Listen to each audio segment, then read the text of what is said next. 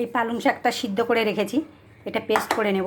আর এখানে আছে কড়াইশুঁটি আর কর্ন, আর এখানে আছে রসুন আর পেঁয়াজ। তা শুনুন পেস্ট করে নিই।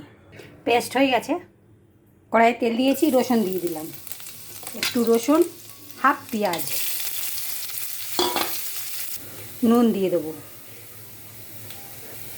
ওটা দিয়ে দেবো পালং শাকটা। পেঁয়াজ রসুন ভাজা ভাজা হয়ে গেছে, তারপর পালং শাকটা দিয়ে দিলাম, কর্ন আর কড়াইশুঁটিটাও দিয়ে দিলাম।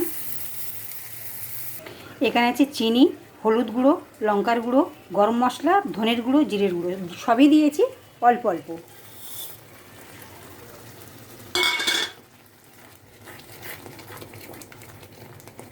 আর একটু ঘিটা দিলে টেস্টটা ভালো হয়।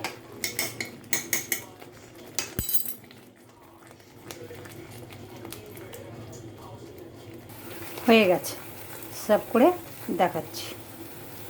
তো বন্ধুরা, যদি এই ভিডিওটা ভালো লেগে থাকে লাইক শেয়ার কমেন্ট করবেন, বন্ধুদের সঙ্গে শেয়ার করবেন। আর ভিডিওটা দেখবার জন্য ধন্যবাদ। দেখা হবে পরের ভিডিওতে।